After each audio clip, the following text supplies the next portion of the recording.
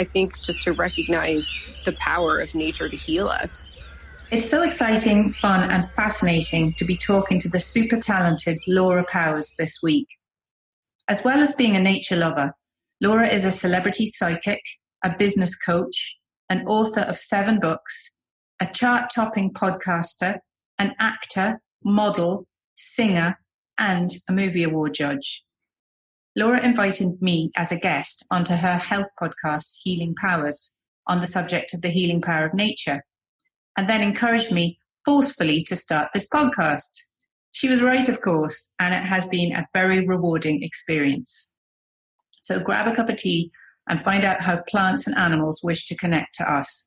When on the nature walk, Laura told us that Vincent, our year-old mini pony, is very psychic. How fun is that? Welcome, the angelic Laura Powers. Hi, Laura. It's lovely to speak to you today in Colorado, in Golden. How are you?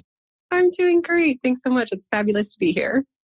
Good. It's lovely and sunny in Kimbara. Have you the sun out in Colorado? Yes, it's very sunny. And I have to say that I'm very happy to be here during this time when we're in lockdown because we have over 300 days of sun a year. So if you're going to be stuck at a place, it's nice to be in a sunny place. How lovely. Yes. So we're in the COVID-19 lockdown era, if anybody's listening in the future. We might speak a little bit about that. Is there some message that we're being given by nature with this kind of lockdown and this general grinding to a halt? Oh, absolutely. I think there's many spiritual messages and reasons for this. I also believe there's always a silver lining to everything. And so whatever we perceive to be bad, there is something, good that can come out of it for us. But certainly in terms of nature, I think there's huge things. I think we're being asked to slow down, to, go internal and really analyze and think about what's important. And then, of course, we're being asked to honor nature and the planet. I mean, it's so interesting that as this has happened, so much pollution has gone away. Nature has returned to places, animals that where they haven't been. It's happened very quickly, like in a month, or less. And so I think the earth and nature is asking us to honor her and just be more thoughtful and less kind of selfish and self-oriented in that way. And then I think this is also time for us to go within, to be creative. I think a lot of creativity is happening right now during this time when, sort of industry is slowed down and people have more time, and also a lot of healing, a focus on health. I think, it's fascinating that in a lot of business is kind of counter to health, actually. And now a lot of people are suddenly like, oh my gosh, health is important. Maybe we should focus on this. And so I think there's a lot of messages here from nature for us. Yeah, exactly. And I mean, Laura was great inspiring this podcast, really, from it being on her own podcast, Healing Powers. And then you named the episode Nature Magic. So thank you very much for the name. How did you really first realize that you were a nature lover? Oh my goodness. And first of all, let me just say we were talking about this just before we started recording about one of the amazing things during this time for me is I'm very close to nature. I can walk to a park in 2 blocks and go hiking from my house and see the mountains, and it's so healing. So I think just to recognize the power of nature to heal us and how you can immediately feel better when you connect with animals or trees and, the wild. So I think for me, I've always loved plants and gardens in particular, just always have been very drawn, and animals. Like I was a horse lover as a girl, grew up riding horses, loved animals of all kinds. And so I think I've always felt connected. And then as I developed my psychic abilities, fairies started to show up. And for me, fairies are like the guardian angels of the plant and animal kingdom. So I was really drawn in very quickly into that magical aspect of nature as well. Oh, that's so wonderful. We're so lucky that we can go out. We have a farm here, obviously, and it is going to be very hard for the people stuck in their houses and in cities. So we really are blessed that we can go out and get healed by nature. And it's surprising how quickly things are healing with the, lack of pollution and the wildlife turning up in all these strange places. So that is a very positive thing about this period of history, I suppose. You told me before that you started to learn to play polo. Oh, yes. We have a world-class polo center just outside of Denver here. And I went to a Polo Fest, which is a music and polo festival, and took my first lesson and really loved it. And yeah, it was a wonderful kind of combination of the love of horses and, kind of a fun sport and being out in this beautiful area. So yeah, I love the opportunity to connect. And what's your favorite plant or animal? Sure. Well, I think rather than just one particular plant, I just have to say trees as a whole. Like trees are amazing. I just think they're so wise and very healing. I mean, you can literally lean up against a tree, sit at the base of it and just feel the strength that you receive from that tree. And, I do feel that they have a consciousness and an intelligence, and they do so much for us, in addition to providing shade and shelter. They give us oxygen. Yeah. I mean, then we make things from wood, and we can use leaves for many different things, to fertilize the soil. And so I just feel like there's such an incredible plant. So I love trees as a whole. Of course, flowers are also amazing. We literally wouldn't have food without flowers. Most of our food is because of various types of flowers. And then in terms of animals, I've always felt a deep connection with horses. As I mentioned, I just feel they're really incredible creatures. Of course, I love dogs and cats. And who doesn't? You do some psychic readings for pets and dogs and animals, I believe. I do feel very connected with cats in particular. In fact, even before I was working as a psychic, I would have this thing where I would, walk into someone's house and the cat would start purring, rubbing up against me, and I'd, pet the cat, and then the owners would be like, "Oh my gosh, that cat never likes anyone." That happens with our cat. Yeah, exactly. Yeah. She's very shy, and she went straight up to Laura and sat on her lap. Yeah. So I just feel I've always been connected and with cats in particular, and love them very much. And actually I have past lives where I was a cat. So there are, some people that have been animals and vice versa, some animals that have been humans in past incarnations. And when you've been in a particular form, I think you understand that form and sometimes have more of an affinity or connection with those that are in that form. So I think I feel very connected with cats for that reason. And because we have a fairy woodland here at the Borough Nature Sanctuary, and the townland is Clunacy, which means Meadow of the Fairies. Would you like to tell us a little bit more about the fairies? Fairies are, incredibly magical. They can be in this realm, but they can also go into their own realm. And the message that I've gotten about the sort of history of that is that fairies and humans used to be in the same realm all the time. But there started to be some things that happened with humans attacking fairies and fairy realm beings. And they basically kind of retreated into their own realm, and they can go back and forth, but they're not here all the time like they used to be. So I think there used to be a lot more of a connection between humans and fairies. And fairies, as a result of that, are not trusting of everyone. So if you feel a connection with the fairies and you see them, that's very special, because that doesn't happen with all humans. They choose who they connect with and are very selective, and they like to connect with people who love and respect the natural realm, plants and animals, and also who usually have a life purpose or mission, or doing something for the natural realm as well. Yeah, wonderful. And I mean, our own poet Yeats wrote a huge book called Fairy and Folktales of Ireland. And it was all interviews with people in Ireland in the last 100 years that had spoken to or seen fairies. So you can get that out of the library if anybody's interested. Lovely. Do you have any suggestions for positive actions that we can do to help nature? Absolutely. So, it's so fascinating to me because it makes sense, but generally speaking, those things that are bad for us are also bad for nature.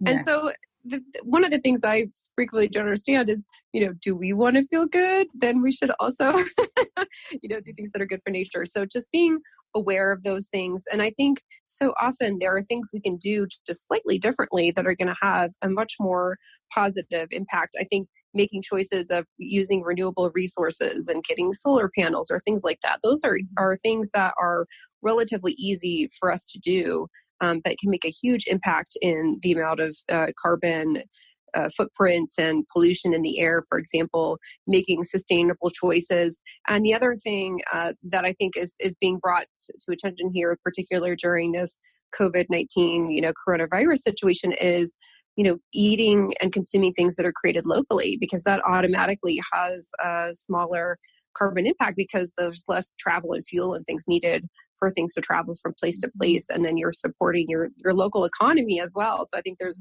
many wonderful aspects of that. And I think that locally grown food is going to have a much bigger impact, and there's going to be a lot more of that now because of some of these things that are happening. Yeah, and I think a lot of people are growing their own food at the moment as well. I'm certainly doing more in the Yeah. And I know you had planted some seeds. How are your seeds doing? Yes, they are going great, and it's so fun. I feel there was a little bit of nature magic happening because I planted several seeds, and the seed packet said 10 to 15 days before they sprout, and some of them came up and were very visible in a day and a half. Like, I just could hardly believe it, and I was like, it's magic, because it's literally like, even as a kid, I remember planting seeds and I never had anything sprout up, that quickly. And especially because the packets say how quickly they germinate.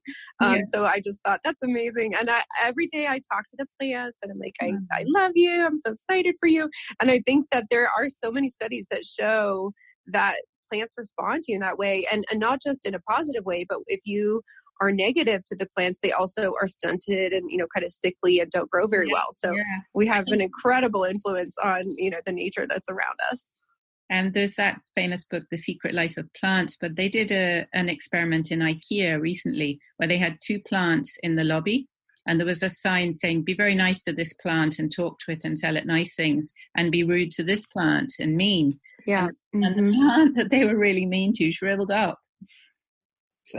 I know, I felt so badly for that plant, but I think it was a very valuable experiment for people to really see. Yeah. And I believe that plants are intelligent. I believe they have feelings. There's also some evidence to show that when they're distressed or under stress, that plants emit a very high frequency, very quiet noise that, we can't hear as humans. We're not attuned to that frequency, but yes, they are conscious, they're aware. I think they communicate with each other in a way that most people don't understand. So plants are amazing. And I think we often dismiss things just because we don't understand that form of life or intelligence very well. Exactly, because also they might be operating on a different time scale. For instance, trees, they're so slow to grow, and plants look like they're just, sat there. But if you actually speed up the film, you can see they're moving towards the sun and the trees are moving around. Yes, absolutely. We can look at them from different aspects. Yeah. And I think as technology develops, there'll be even more and more things that we learn about plants that are amazing. And hopefully that we have more respect. I mean, I think it literally is magic that you plant this little seed in the ground that's been in a packet of paper for years or whatever. And that suddenly it's this plant. It's incredible. Did you have any favorite or inspiring nature books that you had come across in your life? Oh, yes. There's one that comes to mind, and it's not probably what someone would think of a nature book, but it was about a type of nature. So when I was growing up, I had a book called Be Nice to Spiders.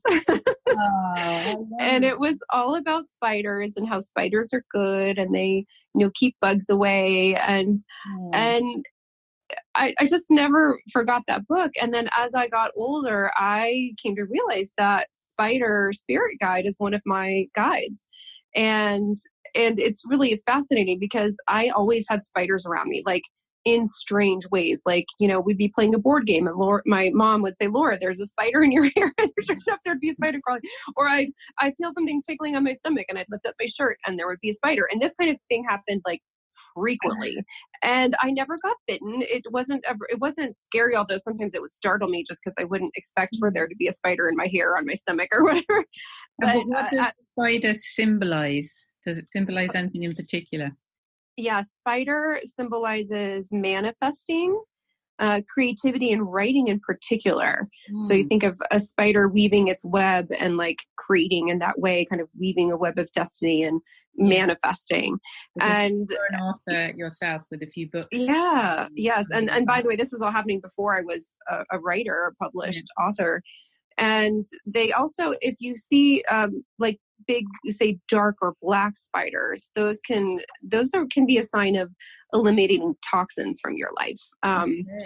So yeah, I do believe we receive messages through the universe, through nature all the time, and certain animals will show up when we need a particular message. And it was fascinating with spiders because when I was getting my psychic training, I learned more about this. But there was a moment in my life that was very significant where I was getting together with a man who would later become my ex-husband and provide me with a very strong learning experience. And I was walking to the coffee shop and I thought of, some kind of bug went in my ear. And it wasn't until I got to the coffee shop and the bug came out that I learned it was a spider. So I had a spider in my ear for about an hour until I finally started to eat something and that irritated him and then he came out. So if you ever get a bug in your ear, maybe try eating and chewing and seeing if that makes a difference. But later when I was opening up my psychic abilities and learning about this, it was like, oh my gosh, Spider Spirit Guide was literally trying to talk to me by going in my ear. Like you can't get a more strong symbol than that. And that was at the time when I was meeting the man that would be my ex-husband, and I was psychically shutting down. And so I think my guides were like, don't do it. Listen. So, spiders are a very important. Strong spirit guide. If they're showing up for you, pay attention to that. They're hopeful animals. I think a lot of people don't like spiders. Yeah. But they are creative and important. They are. Yeah. And it is amazing to watch a spider make its web. And so, but that just was a very important part of me kind of understanding as I was learning about my psychic abilities, like the way that we get messages for our life through nature. Yeah, and so your first book that you remember was about the spider. And I remember the first book I ever read, I still remember taking it down out of the bookcase, and it was called Ned the Lonely Donkey. Oh. And we now have 5 donkeys in the field, so I don't know if there are any spirit guides, but they're definitely beautiful. That's great. Yeah. I think kids so automatically connect with the natural realm. We're, so drawn to it. And then as we grow older, we kind of get disconnected. And I think it's so important to stay connected, and it keeps us grounded and it keeps us focused on, I think, what's really important as well. So I'm so glad you have the sanctuary because I feel that helps people maintain that connection. So the last question I had is, if you had a magic wand, which you probably do, what one thing would you do for the planet right now? That is such a good question. I think, that's hard because there's kind of 2 things. So I guess I'll just say them both because I'm getting to say them both. Yeah. I think the one is the pollution, and that includes air pollution and trash. The amount of trash that's generated every day by the average person is astounding. And also I think can be changed fairly easily with some minor adjustments with how we operate.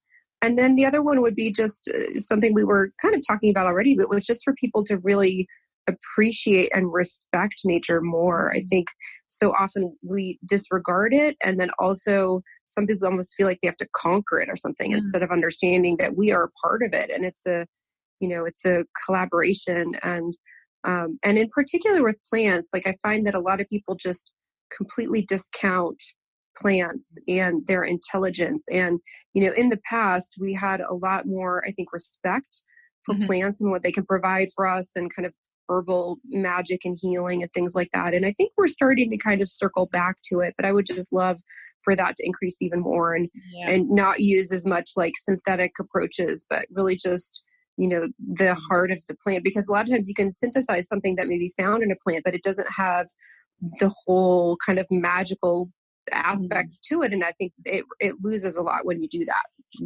Yeah. And then just appreciating, sometimes I the other day I posted on social media images of tulip fields from above. And if you've ever had the experience of flying in a plane, like when I was flying into Amsterdam, I could see that. And it is breathtaking, to see what nature can create from, like you said, a macro or micro perspective. Sometimes just gives you this like incredible perspective, and the color. I mean, I posted that because I feel a lot of people are very down right now with coronavirus, and it just immediately everyone was like, oh, that just made me so much happier.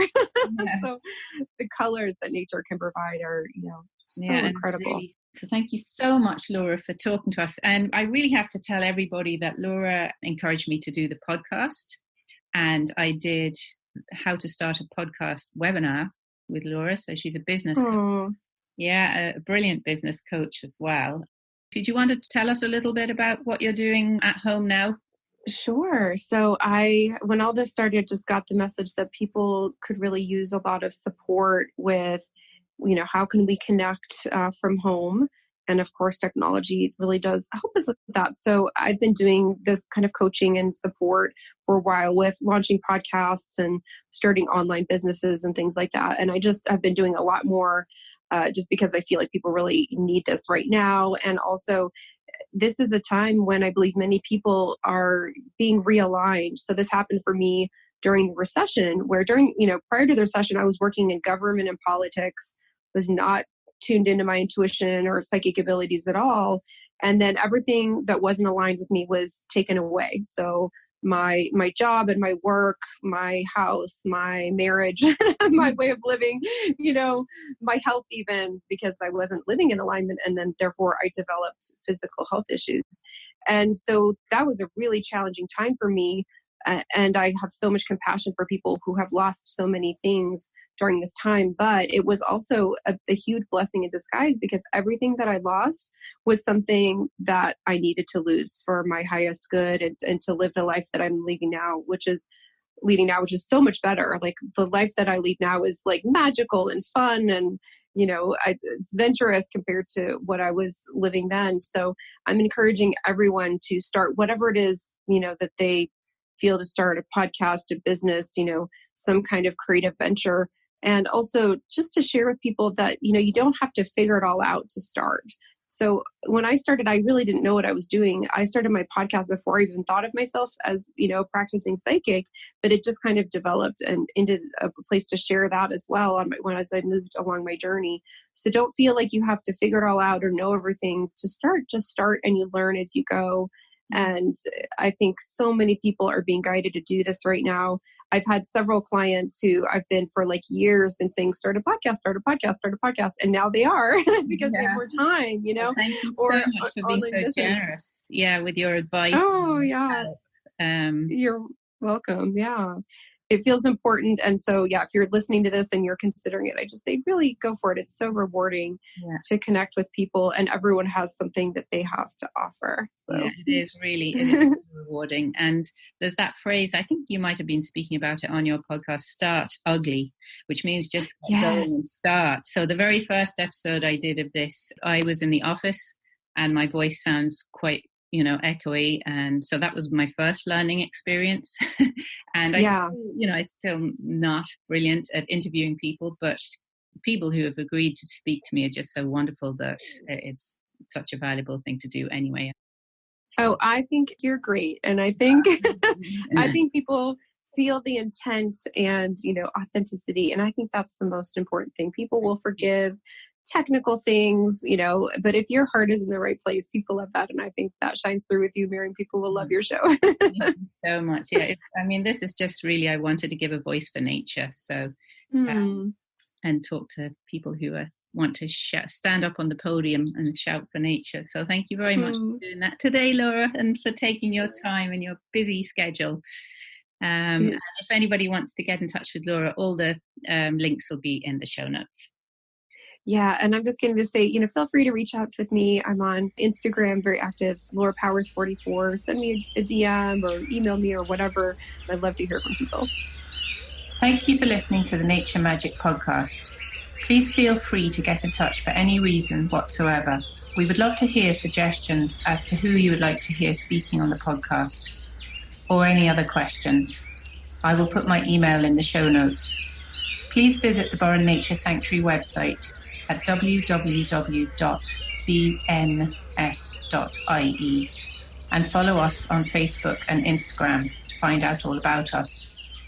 We welcome contributions towards our conservation projects and animal adoptions. Links to these can be found on the website shop page. And we also sell some beautiful locally sourced Irish gifts, such as wild Atlantic seaweed baths, avoca rugs, and Irish fairy tales. We have gift cards for entrance when we are open again. All support is greatly appreciated.